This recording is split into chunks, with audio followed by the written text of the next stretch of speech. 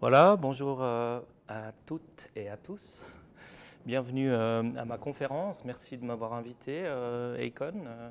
C'est mon deuxième passage ici. Avec certains, on s'est déjà rencontrés. On avait fait ce magnifique projet pour le gouvernement de la ville de Fribourg il y a un an, sauf erreur. Je crois qu'on l'a même fait ici.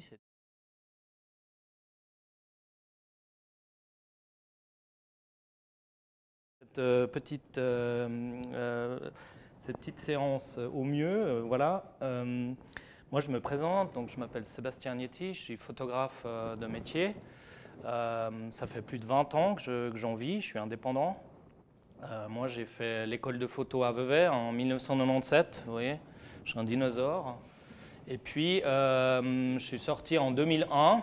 Suite à ça, j'ai été assistant du prof photo à l'ECAL en 2001. Donc j'ai assisté, c'était le début en fait de la photographie à l'école d'art de Lausanne. Et puis là, j'ai assisté le prof, les étudiants sur des points techniques et puis pour les aider dans leurs projets. Suite à ça, j'ai suivi des anciens étudiants à Paris pour être de nouveau assistant sur des shootings dans le milieu de la mode, par exemple, dans le milieu du luxe. J'ai travaillé pour Vogue, pour Wallpaper, plein de magazines comme ça. Et suite à ça, en allant montrer mon travail à des directeurs artistiques, je suis devenu portraitiste. Voilà, je me vends comme portraitiste, donc je suis spécialisé dans le portrait. Je fais ça à peu près 2 à 3 fois par semaine, parfois, ça dépend des demandes. Je travaille pour la presse, dans le monde éditorial. Je travaille aussi pour la culture, des projets spécifiques avec des graphistes, des studios de graphisme, ou dans la culture, ça dépend un peu les projets. Et aussi dans le monde de la publicité, donc ça je vous montrerai aussi un peu. Je travaille sur des campagnes de pub, des choses comme ça. Donc voilà, donc tout d'abord, je voudrais juste peut-être faire une introduction. J'ai une sélection de 100 portraits que j'ai réalisés durant 10-15 ans maintenant. Moi, j'ai vécu, après mes études, à l'école de photo de Vevey, donc j'ai assisté, comme je vous ai dit, à l'école. Et après, je suis aussi parti presque 10 ans travailler à Paris. J'avais envie d'être confronté un peu à ce monde de magazines éditorial. Je voulais faire partie de ces photographes qui signent des portraits dans les journaux, etc. Donc ça m'a poussé à partir à Paris et puis à faire mes preuves. Donc je commence par une petite introduction. C'est un petit diaporama en musique avec une sélection de portraits. Voilà, merci.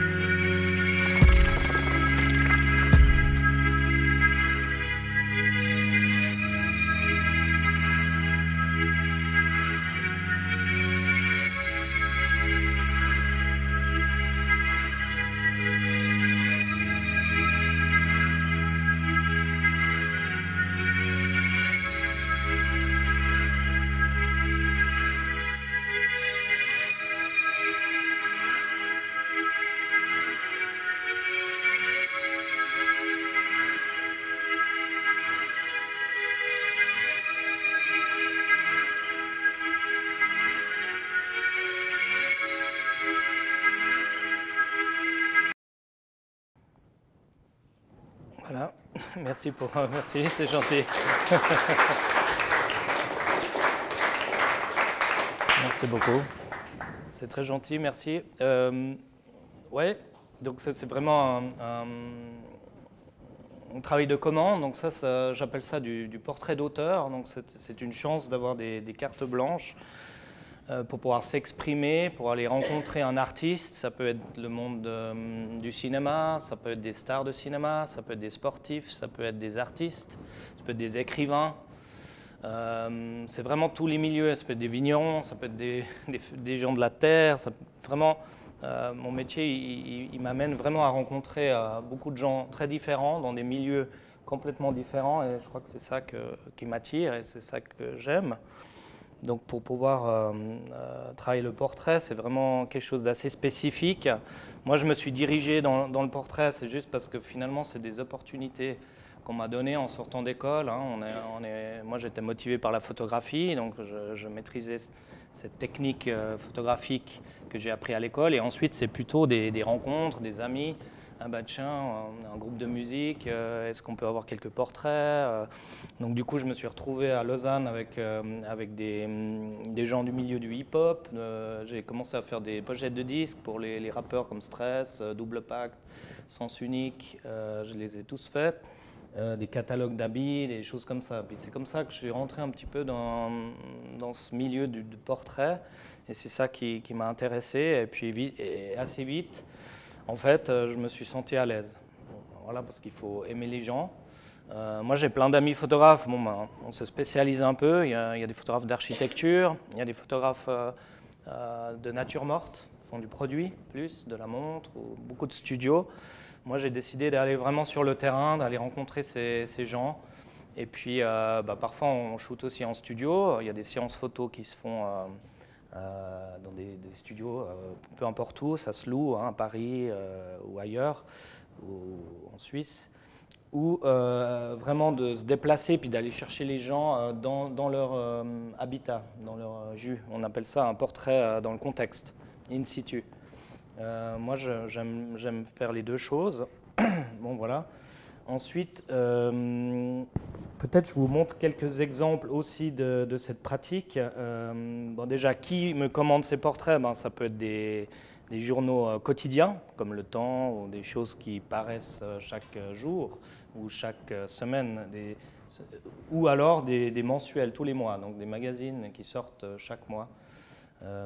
Donc là, dans un magazine, il faut juste se dire qu'il y a un directeur artistique. Donc c'est vraiment quelqu'un, en général, il a une formation de graphiste et puis il a un œil sur tout, sur la ligne photographique, éditoriale de magazine.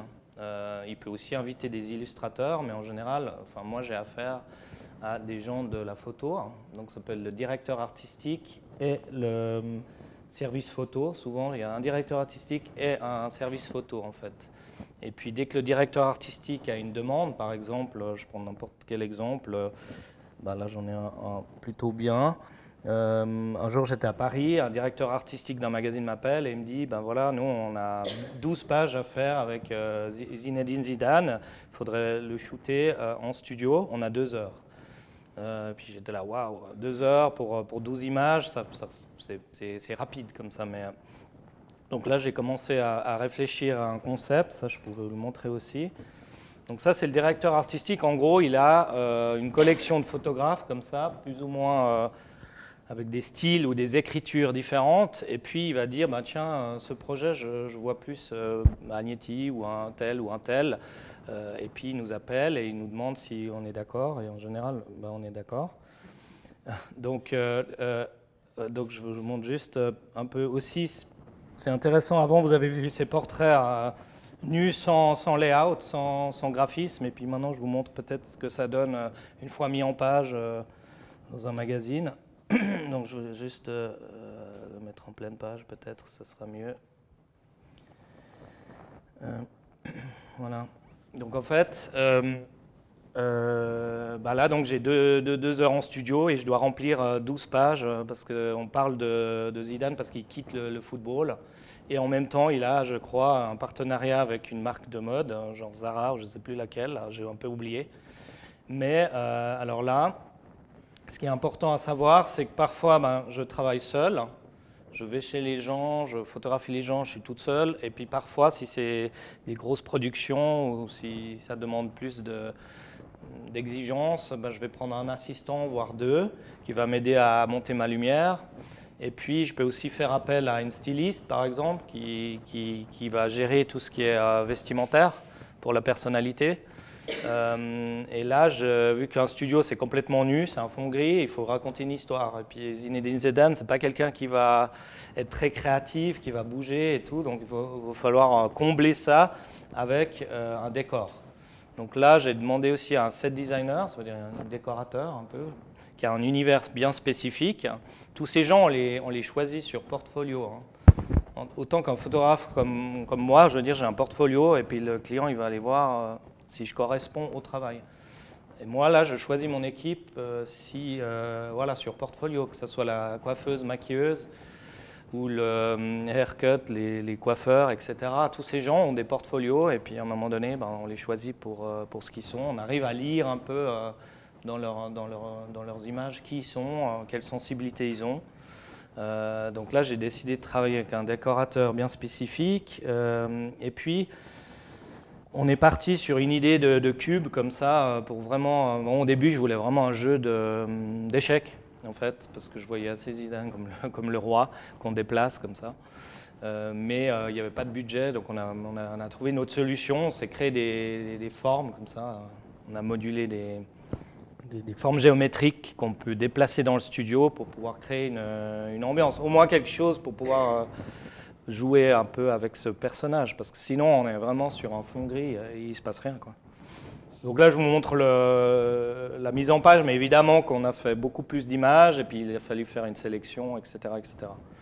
Donc en fait ces formes elles sont modulables, on a créé des totems. Après Zidane il était super sympa, il a été d'accord par exemple de se mettre on voit juste le vêtement de dos, vous voyez, c'est vraiment des images un petit peu pour habiller l'article. On parle de lui, de son actualité, puis à la fois on fait passer des vêtements, parce que c'est ça les magazines en général, on fait de la mode un peu sur des personnalités, vous voyez, c'est ça qui fait fonctionner le magazine. Donc là il se balade, voilà, il y a l'histoire du sablier qui a donné la couverture. Ensuite, là, c'est une image un peu plus backstage, il se lève, c'est un peu un effet de surprise. Après, la déco, la personne avait amené aussi des rideaux, on a joué un peu avec ses formes. Après, il avait aussi, chaque fois on change de vêtements, si vous voyez bien. Ouais, chaque fois, comme ça, on peut créditer le vêtement, évidemment. Là, le décorateur, il avait aussi fait un ballon en céramique. Donc comme ça, on a pu faire quelques natures mortes pour pouvoir aussi donner un rythme à cette série, en fait. Voilà, après, il avait ses chaussures jaunes. Je me suis dit, c'est quand même cool de voir les semelles. Donc on a quand même commencé à faire des mouvements. Mais voilà, le but, c'est de le mettre à l'aise. C'est vraiment on est très professionnel, il ne perd pas son temps. Et puis on essaie d'être créatif comme on peut. Voilà, un portrait peut-être plus classique, posé comme ça, mais j'ai essayé de créer une lumière un peu spécifique. Voilà, donc ça c'est une série qui est typiquement une cover story, on appelle ça, pour un magazine, où on rencontre une personnalité et puis on décline des portraits pour pouvoir rythmer la série. Donc ça c'est ce genre de job, celui-là c'est un bon job, après j'ai des petits jobs, ça reste assez conséquent en termes de pression aussi. On a envie d'assurer, donc on est vraiment sur. Je vais vous montrer aussi d'autres exemples de séries que j'ai pu faire, peut-être très différentes, dans un portrait éditorial, on va dire. Donc là, pour Annabelle, c'est un magazine féminin à Zurich. Puis là aussi, on avait fait plein de couvertures avec des gens de la rue, quoi. C'est pas des mannequins, c'est pas des. Donc, chaque fois, ça c'était les 100 couvertures. Ils avaient pris 10 photographes, puis 10 couvertures chacun. Donc, on avait. Non, je ne peux pas faire comme ça. Je vais juste. Excusez-moi. Je vais juste. Pourquoi je ne peux pas les changer? Bon, je vais en faire une par une, alors je suis désolé. C'est vraiment juste pour vous montrer un petit peu différentes choses. Par exemple, un artiste comme Buvet, bon, c'est un musicien suisse, puis il se trouve qu'un journal, un magazine parisien m'appelle et me dit « Ah, on aimerait bien faire un sujet sur lui, peux-tu le rencontrer? Il est à Vevey. » J'ai dit « Ok, je vais l'appeler. » Il était en train d'enregistrer, donc je lui ai demandé s'il n'avait pas 1 heure ou 2 heures à me consacrer. Et puis j'ai été à sa rencontre et puis on s'est baladé dans les rues de Vevey, on a fait des images. Bon, alors parfois je travaille à l'argentique, moyen format, en analogique donc, et puis parce que moi j'ai appris comme ça, il n'y avait pas de digital quand j'ai commencé. Et puis maintenant j'ai évidemment des dos numériques, je travaille avec des réflexes, et puis beaucoup d'argentique, je reviens parce que ça me plaît.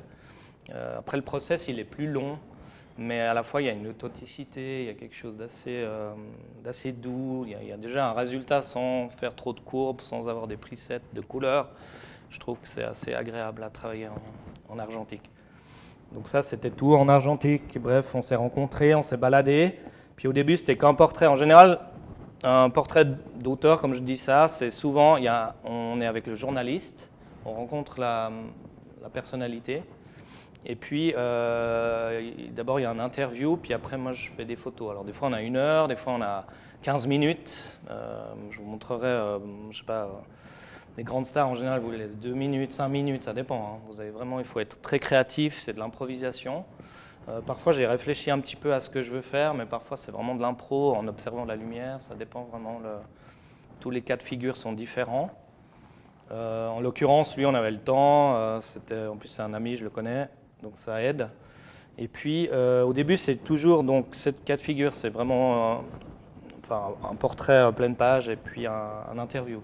Puis là, j'avais fait beaucoup plus de photos de variantes parce que je trouve que c'est aussi assez honnête de proposer une variante d'image au magazine, de pas juste dire bah voilà, j'ai fait mon portrait, c'est celui-là. Ça veut dire de faire ah, voilà, bah moi là j'ai fait un close-up, donc un portrait un peu plus serré. Des fois en pied, en mouvement, statique. J'essaie vraiment de faire plein de variantes différentes pour que le graphiste derrière le magazine peut un peu s'amuser avec les différentes images dans sa maquette. Donc là, il s'avère, ils ont même utilisé un paysage que j'avais fait du lieu où on était pour pouvoir embellir. Donc au début, c'était qu'une page, puis il s'avère que là, c'est un article qui fait 1, 2, 3, 4, 5, 6 pages. Donc c'est plutôt agréable pour moi. Et puis, ça vaut la peine du coup de passer un peu plus de temps, de créer plus d'images. Quand je fais ce travail-là, je fais aussi beaucoup plus d'images parce que je travaille avec une agence de presse à Zurich qui s'appelle 13photos.ch. Je vous invite à aller la voir. On est 46 photographes dans des régions géographiques différentes. Et puis, donc ça ouvre un peu à l'international. Des fois, il y a des commandes des États-Unis, de l'Allemagne qui nous appellent puis disent « Ah bah tiens, vous pouvez aller photographier, je dis n'importe quoi, hein, mais le CEO, le chef de Nestlé, on a besoin d'un portrait, etc. » Bah oui, je suis disponible. On parle tarif et puis après, on va réaliser ces portraits, on les envoie, puis ils sont publiés. Tout ça, moi j'en fais beaucoup plus, comme je disais, parce que je remplis des archives qui après sont revendues à qui le veut. Donc si cet artiste, je ne sais pas, on parle de lui dans 2 ans, ben, peut-être qu'un autre journal peut aller dans l'agence où je suis, rechercher cette archive et la réutiliser. Donc ça c'est aussi quelque chose qui existe. Hein. On parle de droit d'auteur, on parle de revente d'images. Tout ça, c'est aussi, ça fait partie du métier du photographe. On peut gagner sa vie aussi en revendant des archives. Donc voilà. Donc évidemment, chaque magazine est différent par rapport à son style, son layout, donc il faut s'adapter. Emma Stone, là c'est une grande star américaine, une fois, pareil, à Madame Figaro à Paris m'appelle et dit ah, on a l'opportunité de la photographier, on aimerait bien faire un article, et c'était d'accord de la photographier. Je dis oui, évidemment. Et puis j'ai monté un studio donc en fond blanc. Quand je dis monter un studio, c'est vraiment un fond beige, par exemple, en l'occurrence ici, dans un hôtel. Puis elle arrivait comme ça avec son équipe. Puis là, j'ai eu vraiment 10 minutes. Hein. J'ai pu faire, je sais pas, 20 photos. Et puis, voilà, une fois où elle bouge et tout. Puis, ça, c'est des contacts. On a très peu de contacts. Hein. Elle arrive. Moi, je dois être professionnel. Tout doit être prêt. Elle est déjà maquillée. Elle a ses stylistes personnels et tout. Puis, moi, je dois vraiment essayer d'attraper le plus rapidement possible de quoi créer l'article. Bon, là, il y en a 2. Suite à ça, peut-être cette série d'images, je l'ai vendue peut-être 4-5 fois pour des couvertures, pour des choses c'est encore différent. Pardon, chaque fois je dois faire un peu ça, mais donc typiquement, après cette image, elle reparaît en couverture, des choses comme ça. Bon, ça fait partie aussi du métier. Ça, je vous montre juste, par exemple, l'idée, c'est pas de la presse magazine, ça c'est quotidienne, donc c'est du journal, ça peut être la Libération, ça peut être... Puis ça c'est le Temps, puis on avait fait, il m'avait choisi pour faire la photo de groupe de la nouvelle vague féministe, voilà. Les jeunes et les plus âgés, et puis ça, j'ai trouvé un studio, et puis j'ai mis en scène ça, puis ça sort voilà, dans les journaux que vous connaissez. Donc c'est toujours agréable parce que, comme je vous dis, on a une certaine liberté. Après, le sujet, on nous l'impose, on nous le donne. Mais après, la manière de conduire une image, elle est vaste. Est-ce que je le fais en studio? Est-ce que je choisis un décor? Est-ce que j'utilise du flash, de la lumière artificielle? Est-ce que j'utilise la lumière du jour? Tout ça, ça peut être discuté, ça peut être organisé. C'est vraiment tout le temps vaste. Après, parfois, on a le temps de vraiment en parler avec le directeur artistique, il y a un échange qui se crée. Puis parfois, c'est très speed, il faut y aller, puis on improvise un petit peu sur le tas. Moi, j'aime bien les deux, j'aime bien les projets qui sont vraiment pré-mâchés, qui sont discutés, et puis autant, je trouve le spontané, des fois, il est plutôt agréable. Une autre chose, ça peut être des commandes, par exemple, avec des bureaux de graphisme, où tout d'un coup, ils ont une édition à faire, ou ils ont un projet plutôt culturel, ou une affiche, etc. Donc là, je peux vous mettre juste... c'est le prix lecteur de la ville de Lausanne, c'est des écrivains. Et puis là, j'ai travaillé avec un bureau de graphisme lausannois, DIY, qui avait un concept. À chaque fois, les photos de groupe, il fallait aligner les têtes. Donc c'était un délire qu'ils avaient. Donc on devait trouver chaque fois, chaque année, parce que le prix était chaque année. Donc ils m'ont mandaté 3 années de suite. Donc ces écrivains, en fait, on devait les photographier pour faire une petite plaquette pour promouvoir le prix, en fait. Et puis là, le concept, c'était vraiment d'avoir une photo de groupe de base pour pouvoir aussi communiquer dans la presse. Et puis les graphistes voulaient absolument aligner les têtes tout le temps. Donc chaque fois, je devais trouver... Alors là, on est au Lausanne Palace parce qu'il y a un partenariat avec le Lausanne Palace pour ce prix. Donc j'étais obligé de faire les photos au Lausanne Palace. Donc c'est là voilà, j'ai vu ces chaises et je me suis dit, on va jouer avec les profondeurs et puis les hauteurs pour pouvoir vraiment avoir les têtes alignées. Ça, c'est pas mes idées. Hein. Enfin oui, les chaises et tout, pour y arriver, c'est un peu la technique que je dois trouver, une solution. Mais le concept de base, il vient d'un directeur artistique qui a une envie spécifique. Après, on s'est dit, tiens, on fait des portraits séparément de chaque lauréat, mais dans le Lausanne Palace. Donc on devait choisir, alors ça s'est fait en amont. En général, je fais une journée de repérage ou une demi-journée de repérage où je vais une semaine avant dans les lieux. Et puis j'essaye de trouver des angles, je regarde la lumière, je regarde le matériel que j'aurais besoin pour éclairer, etc. Donc là, il y en a un qui est dans l'ascenseur, après il y en a une qui est dans une chambre, après il y en a une, on lui a servi un repas au restaurant. Voilà, lui il est dans le hall. Alors là, les gens, il n'y a pas de... Évidemment, ils viennent comme ils sont, hein, il n'y a pas de stylisme et tout, ils ont leur style, on arrive et puis on les photographie là en cuisine, on le trouvait drôle. Et puis on a repris la chaise pour le dernier. Voilà, donc ça c'est des petites publications. Après en général ça donne des affiches en ville, c'est décliné en plusieurs supports visuels. Maintenant il y a vous connaissez hein, évidemment, il y a les réseaux sociaux, donc tout ça c'est aussi utilisé. Bon, je peux vous montrer aussi rapidement. Des fois, on me demande d'aller là. On a un nouveau site internet et puis un label de musique. Puis il fallait trouver une écriture photographique. Donc moi, je me sens assez libre pour pouvoir éclairer comme j'ai envie les sujets. Donc, attendez, pardon? Mince, je suis perdu. Oui, merci beaucoup. Donc là, je décide vraiment d'aller avec un flash frontal un peu rock, comme ça, un peu sale, j'ai envie de dire, avec des ombres portées. Et puis, ça correspond, je trouve, à un label de musique qui gère des carrières d'artistes, etc. Donc, je vais chez eux 1 ou 2 jours et puis on fait plein de photos assez spontanées. Voilà, où ils se marrent, ils discutent entre eux, etc. Puis là, ça crée une espèce de banque d'images un petit peu nécessaire à leur communication de tous les jours. Après, voilà, ça c'est aussi... Moi, parfois, je fais du reportage portrait, j'ai envie de dire, où j'essaye alors là, c'est clairement un peu du portrait, mais parfois, on mélange un petit peu le reportage et le portrait, ouais. Donc, plus ou moins animé, des choses statiques, c'était pendant le Covid, je crois, etc. Et puis, on est libre de cadrer des choses. Voilà, l'œil s'arrête sur des éléments, une pose, n'importe quoi. Après, là, le brief, c'était quand même quelque chose d'assez vivant et puis d'authentique. Donc ça a bien marché.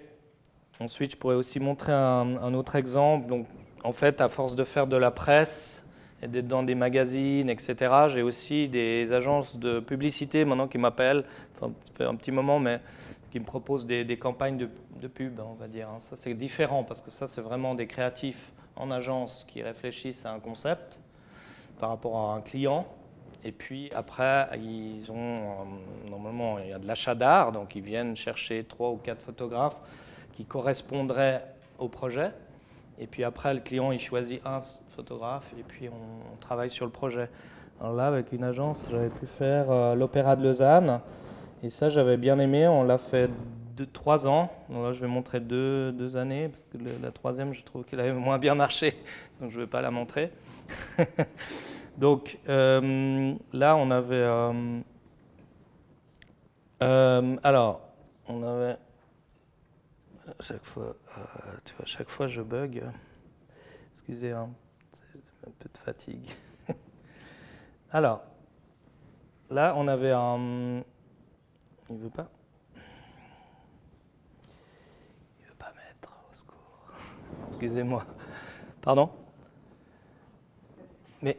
Oui, mais c'est où? C'est dans... Ah non, mais attends, mais je me suis perdu. Attends. Dans l'affichage? Oui, merci. Commande L. Attends, mais il est déjà où? Attends, je vais recommencer. Excusez-moi. Attends, mais c'est que j'ai utilisé jamais. J'aurais dû. Si tu mets dans l'affichage, Ouais, mais je le perds là à chaque fois.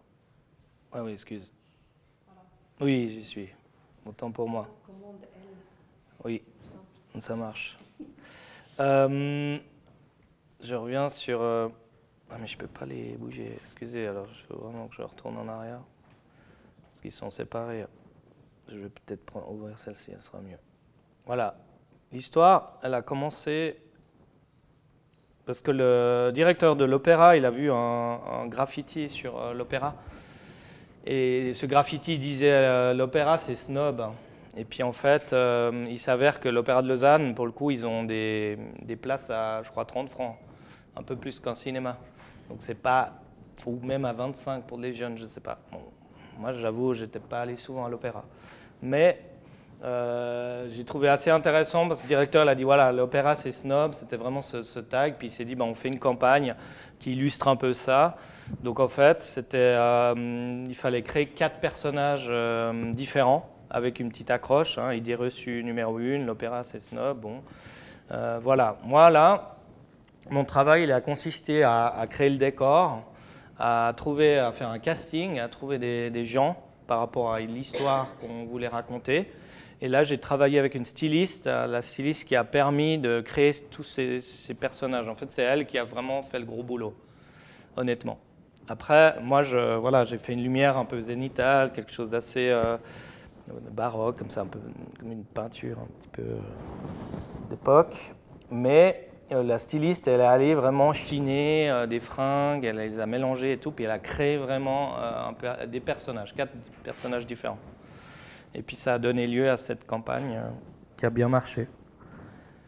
Donc il y avait lui, après il y avait l'opéra Il ne se passe rien, bon, une espèce de guerrière comme ça. Alors, on a trouvé une femme rousse, comme ça on voulait vraiment cette tonalité. Après on a vraiment eu des triplés là, l'opéra ça hurle, on a vraiment travaillé, c'était pas évident, c'est vraiment des... Non pardon, c'est pas des triplés, mais c'était 3 bébés différents. Voilà. Et puis cette grand-mère qui est l'opéra, c'est Vieux Jeu, bon voilà, qui est déguisée en... Mais là, ce qui est intéressant dans ce travail, c'est vraiment voilà, d'avoir laissé s'exprimer cette styliste qui m'a amené vraiment énormément dans les images. Deuxième saison, il y avait l'idée en fait de travailler avec des échoppes lausannoises, donc des petits magasins. Je vais juste essayer un truc expérimental, attention.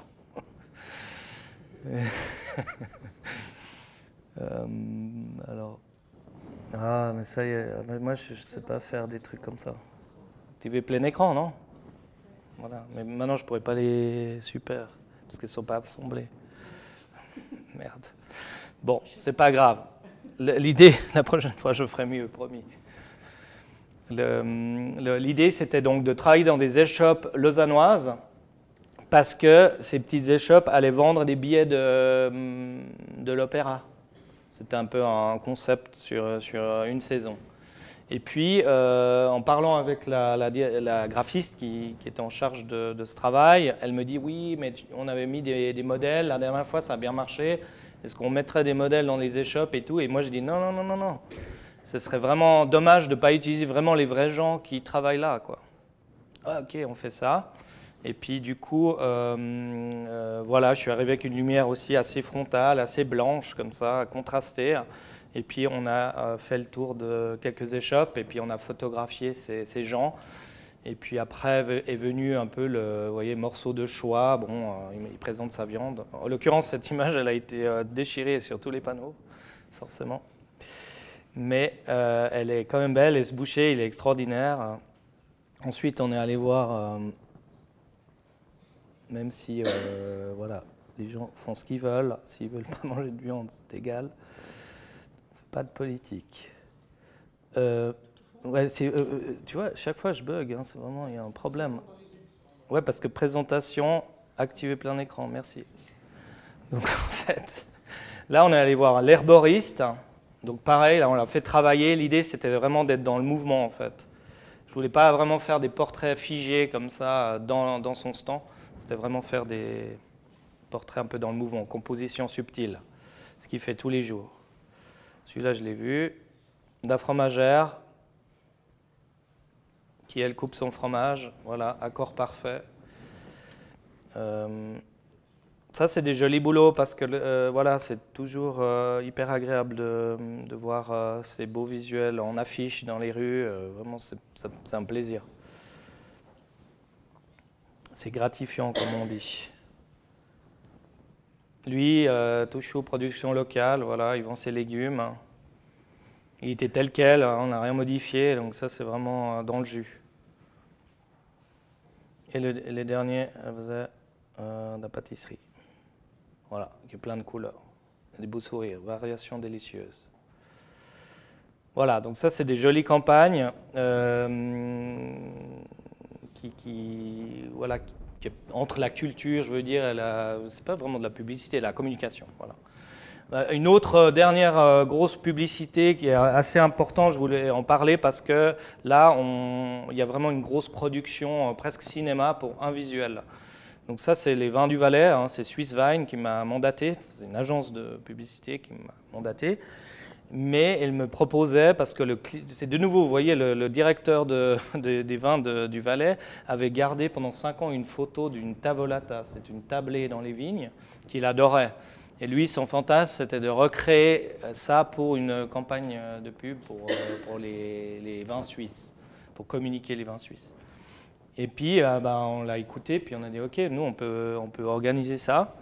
Et moi, là, j'ai fait appel à une boîte de prod. Donc ça, c'est une boîte de production, c'est comme dans le cinéma ou la vidéo publicitaire et tout. On a des gens qui s'occupent de tout organiser. Et je vais vous montrer pourquoi. Ouais. Bon, ça peut pas être trop... ça, c'est un peu des pré-meetings, des choses comme ça. Peut-être je ne vais pas trop montrer parce que ce n'est pas inintéressant. Je vais juste quitter. Dis-moi. Pardon? Ok, je finis là-dessus alors. Oh. Ah, ok, ouais. Je finis là-dessus juste parce que... donc ça c'est le visuel en gros. Donc ça a l'air de rien. Mais c'est une centaine de personnes qui est là pour cette photo-là. Donc en fait, bon, évidemment, ils ont profité pour faire un petit making-of. J'ai le temps de le montrer peut-être. Ouais. Et puis, donc cette image, il a fallu des décorateurs. On a mis 10 comédiens devant. Derrière, c'est des bénévoles qui sont venus. Bon, il y a un petit montage sur le fond parce que l'idée, c'est une grande tavolata sur 100 personnes. Mais je pense qu'on en a 45-50. Après, là, on ne voit pas, mais si on zoome vraiment dedans, ils mangent, il y a de la nourriture. Donc, on a fait amener un chef, il y a du vrai vin, ils font la vraie fête. Pour trouver le lieu, pendant 4 jours, j'ai engagé des gens qui ont fait des repérages dans tout le Valais pour trouver exactement le point de vue. Donc ça, c'est vraiment des super prods. Là, cette photo-là, moi, je suis surélevé un petit peu sur un caisson en hauteur. Et puis, tout d'un coup, j'ai un producteur qui me dit, voilà, le soleil va se coucher, tu n'as plus que 10 minutes. Parce que vraiment, alors oui, les couleurs, elles sont un petit peu intenses, c'est un peu saturé en couleurs, ça reste un peu de la publicité, qu'on a envie que ça... Mais quand même, on avait ça, c'est vraiment vrai. À droite, on avait juste un énorme réflecteur comme ça, avec un projecteur cinéma pour déboucher. Mais cette scène est réelle. J'ai juste collé la petite fille à droite parce qu'elle voulait partir avant, donc je l'ai fait courir 2 ou 3 fois, puis je l'ai recollé après. Et puis 2-3 visages, si les gens ont les yeux fermés comme ça, on peut se permettre avec Photoshop, vous voyez tout à fait qu'on peut coller des visages.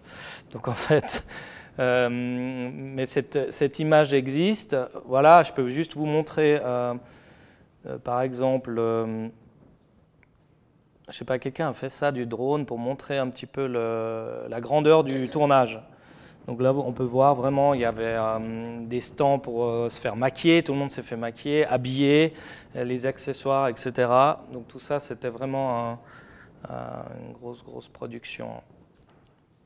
Mais bien préparé en amont, ça s'est bien passé. Je vous montre peut-être le petit film, il est assez poétique comme ça, mais je le trouve marrant, quoi. Il explique bien le truc.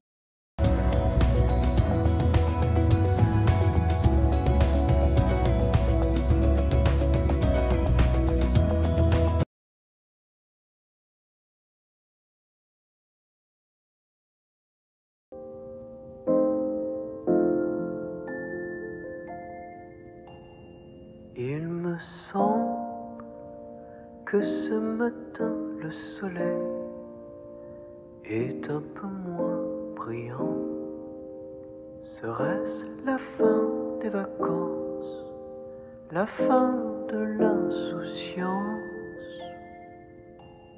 Devant toi, mon cœur se serre. Devant toi, je suis si fragile, un génie.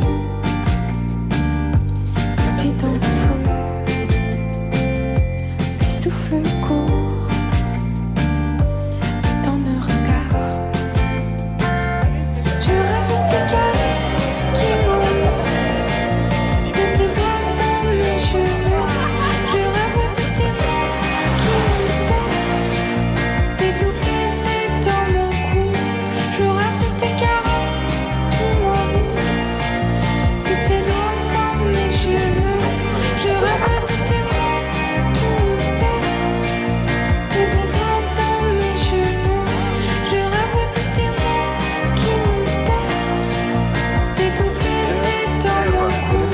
C'est vrai que cette image, je l'ai rêvée depuis très longtemps. De tes doigts dans mes cheveux, je rêve de tes mains qui me baisent, tes doux baisers dans mon cou.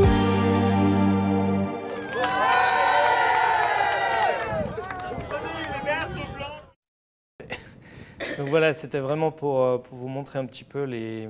Alors, il manque un peu de temps, comme ça je vais... Ah, il n'y a plus rien, mais il y a de la musique. Je vais devoir conclure un petit peu cette présentation. J'avais d'autres trucs évidemment à vous montrer, mais c'est pas grave, ça s'est déroulé comme ça. Moi peut-être, on peut peut-être se quitter avec quelque chose d'assez rigolo, c'est qu'il y a 20 ans, ma première campagne quand je suis sorti d'école, c'est une boîte à Fribourg, RMG, qui m'ont donné ma chance. C'était pour Fribourg Centre, en face de la gare, ça venait d'ouvrir. Et puis, alors, elle a vieilli parce que c'est de l'argentique, on faisait ça à la chambre, hein, c'était vraiment du film. Mais je vais quand même vous la montrer. Et puis, voilà, donc c'est le clin d'œil. Donc ça, c'était vraiment la campagne. Mais franchement, c'était un bon challenge aussi. Voilà, c'était le meilleur était au centre, et puis il y avait tous les concepts un peu avec les pêcheurs, il y avait un espadon au milieu, il avait fallu trouver plein de différents modèles, il y avait des cuisiniers, on a été à Arles dans des arènes, on a trouvé des faux taureaux, enfin voilà. C'était vraiment une campagne qui a été faite à Fribourg il y a 20 ans, donc ça faisait plaisir de vous la montrer. Et puis, peut-être juste, avant de passer aux questions, sauf erreur, c'est ça, pour un petit rappel, on avait fait cette photo ensemble, ici, il y a quelques mois. Et puis c'était une bonne expérience avec votre concept. Donc c'est vous qui avez fait cette direction artistique. Moi j'étais là pour un peu conduire la technique et puis la mise en scène. Et je crois que ça a bien marché. Donc c'était super. Voilà. Donc j'espère que je n'ai pas été trop confus, mais merci de m'avoir écouté. Et puis à bientôt. Je sais pas, ou des questions éventuellement. C'était ça, non? Oui, pardon. Passe aux questions. Oui, c'est vrai.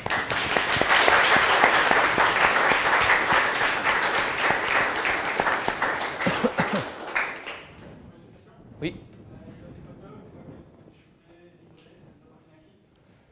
Alors, le photographe, il a toujours les droits dessus. Hein. C'est évident. Ouais.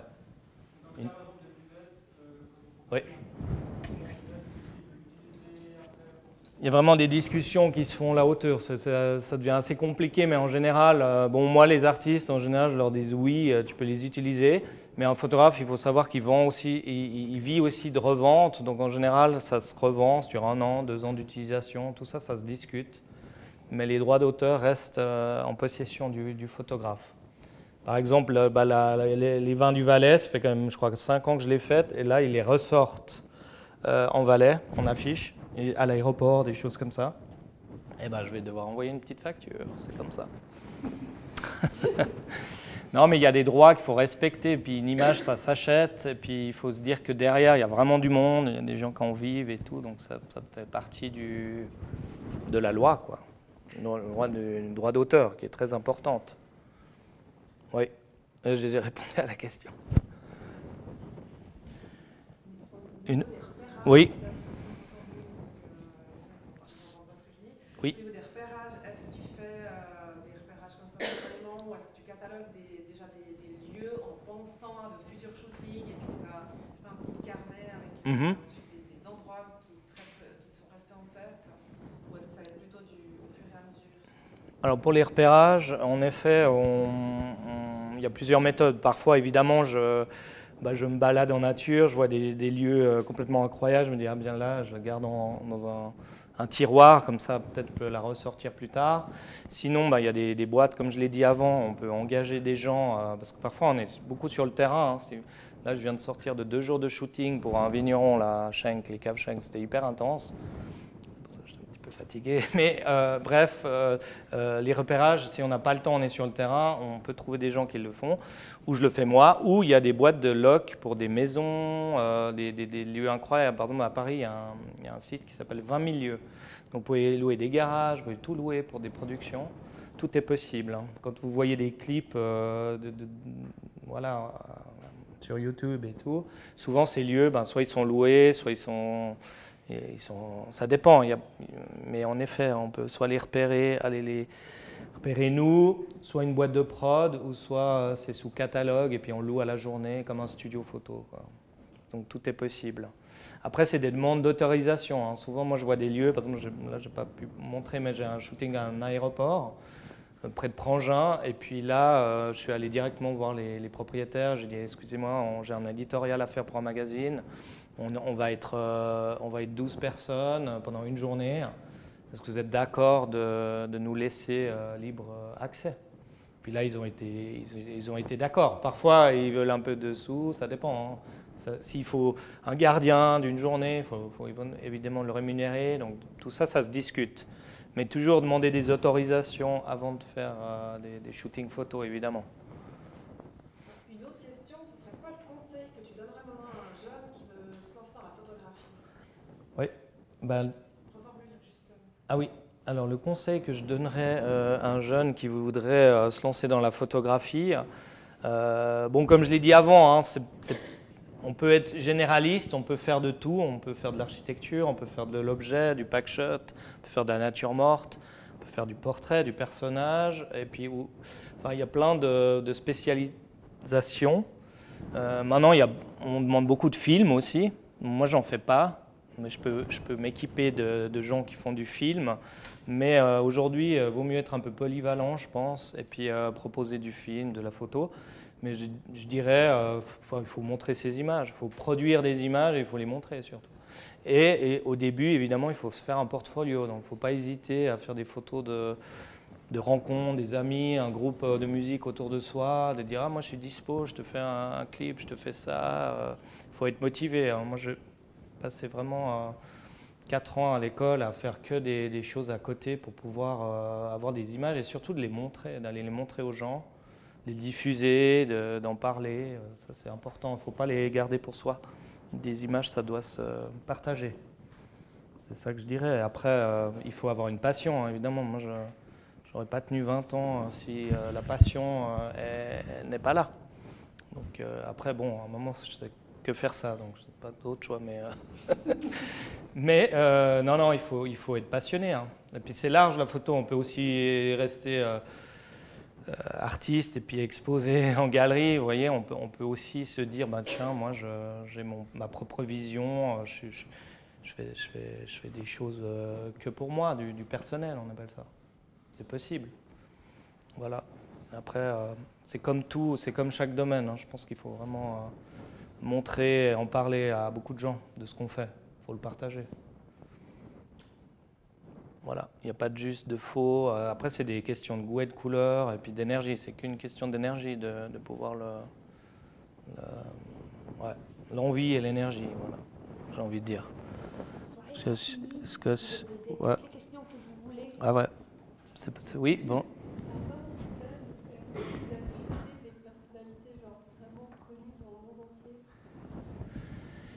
Si j'ai shooté des gens très connus dans le monde entier, hein. Non, quand même pas dans le monde entier, hein, mais ouais.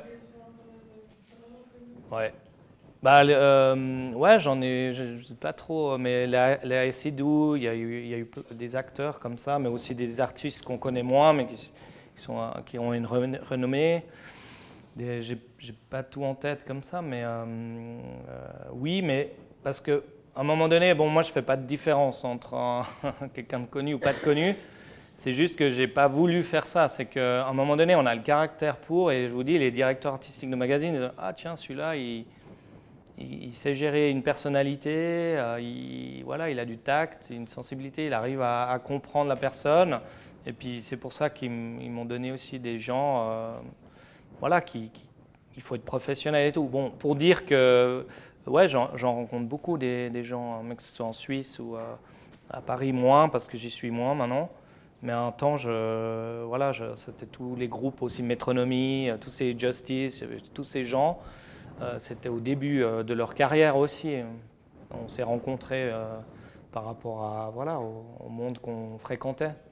Et puis aux magazines qui parlaient d'eux, parce que ces journaux, ces magazines, voilà, ils doivent parler d'actualité, et en général, ben voilà, c'est un groupe de musique qui sort un disque, c'est une actrice qui sort un film, etc. Ou un réalisateur. Là, je viens de faire pour la Biennale de Venise Art,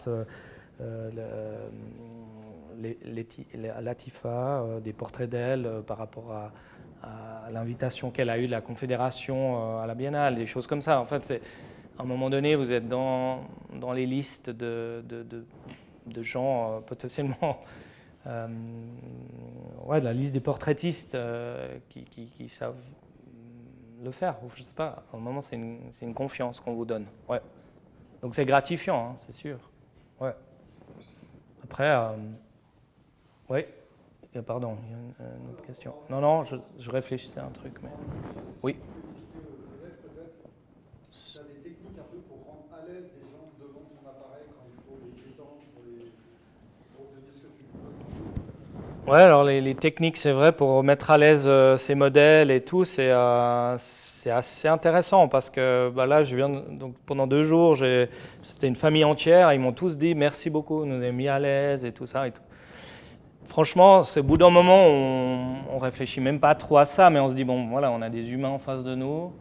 On est humain. À un moment donné, c'est bas les masques. Vous voyez, on danse. Lui, il a besoin de nous parce qu'il va paraître dans un journal. Il a envie d'avoir une bonne présence, on va dire. Et puis nous, on a besoin de lui aussi. C'est un échange, en fait. C'est vraiment cet équilibre qu'on trouve entre son modèle et soi-même. C'est vraiment un truc de confiance, de respect. C'est un tout. Hein. Moi, la technique, elle est déjà de bonne humeur et puis de montrer que... aussi, ce qui est important, c'est de coacher la personne parce que souvent, je trouve, certains photographes font des erreurs. Je ne dis pas que je fais pas d'erreur, évidemment pas, mais il faut parler à la personne qu'on photographie parce qu'elle ne sait pas, en fait. Si elle met les mains là, elle ne sait pas comment se tenir, en fait. Tout ça, c'est important d'observer puis de dire tiens, moi essaye ça, t'es bien. Il n'y a pas qu'une pose possible. Il faut que la personne soit bien à l'aise dans sa position, etc. Il faut moi, j'essaie vraiment de la suivre, de sentir. Alors il y a des personnes, par exemple, qui vont très vite dans leur gestuelle et tout, donc il faut presque les suivre. Et puis d'autres, il faut les poser vraiment comme des natures mortes, on va dire. J'aime pas ce terme-là, mais quand même assez figé, assez, vous voyez, on travaille sur le détail. Le détail, ça peut être un angle, ça peut être Après, il y a des gens qui arrivent facilement à sourire, d'autres pas. Il faut se renseigner. Moi, des fois, je parle. Je dis, vous aimez... Ou montrez-moi, mais je fouille. En général, avant de rencontrer la personne, je vais voir qui elle est. Si elle a des photos bon, maintenant, on a Internet, c'est assez facile.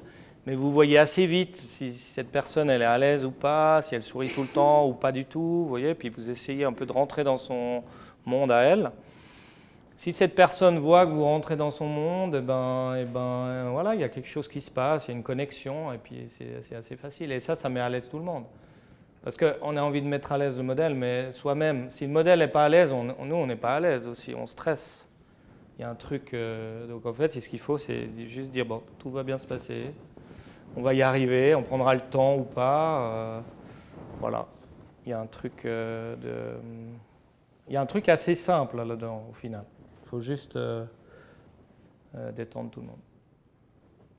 Se détendre, et si on est détendu, on détend l'autre, etc. Vous voyez, c'est comme une chaîne. Mais après, parfois, moi, ça m'est arrivé de ne pas être content d'un portrait, ou je l'ai loupé, mais c'est aussi peut-être que je n'étais pas dans un bon jour. Alors voilà, ça peut arriver. Ou de prendre des mauvais choix. Quelle lumière je vais utiliser, vous voyez, ou quel angle. C'est assez complexe, quoi. Il y a un tout. C'est comme une alchimie qui doit créer. Puis moi, juste, si les portraits que je vous ai montrés au début, je les montre parce que je ressens je sais pas, je ressens une âme dedans. Voilà. Pour moi, elle me touche. Si une image me touche, c'est qu'elle est bonne. Mais peut-être une séance portrait, je ne sais pas, je dis ça comme ça, mais si je remplis, des fois j'en fais beaucoup trop avec le digital. Si je dois photographier une personne, peut-être je vais passer 5 minutes et peut-être je vais faire, je sais pas, 150 photos. Allez, vous voyez? Mais je vais essayer de tourner autour, je vais essayer de la... Et puis peut-être sur ces 150, hop, il y en a une, je vais m'arrêter, je dis, ah là, elle est complètement détendue, cette image, elle dégage une énergie, quelque chose, ben, je vais prendre celle-ci. Mais des fois, il faut arriver à ça pour pouvoir débloquer. Et puis parfois, sans rien faire, ça marche. On ne sait pas, il n'y a pas de formule. Oui, mais c'est rien.